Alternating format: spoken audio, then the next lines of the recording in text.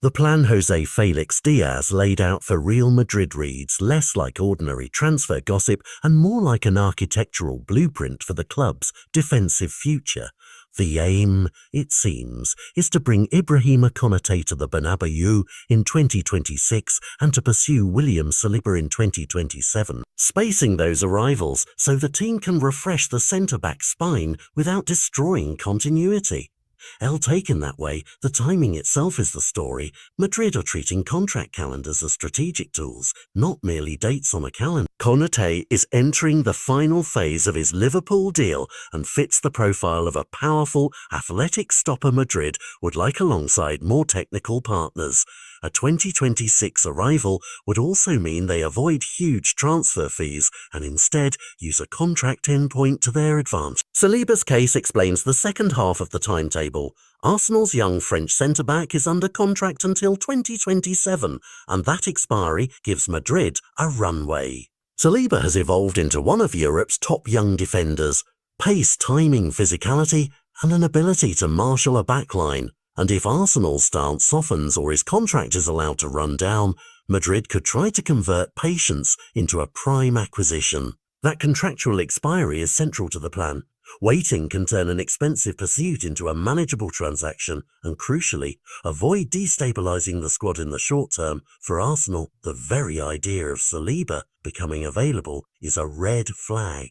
The club and manager Mikel Arteta have repeatedly signalled that Saliba is untouchable and central to their long-term structure, a public posture that makes any Madrid approach politically difficult and financially expensive. That are not for sale framing forces difficult decisions. Either Arsenal attempt to lock him into a new deal now or prepare for the possibility that a top club times its approach to the contract calendar.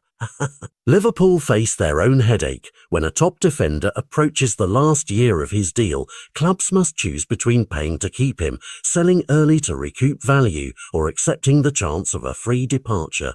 Madrid's patient strategy attempts to turn those tensions into leverage. By signalling their timeline publicly, they force rivals to respond and sometimes to make costly, hurried choices. That psychological edge can be as valuable as the players themselves. If the two planned signings arrive as described, the on-field logic is simple.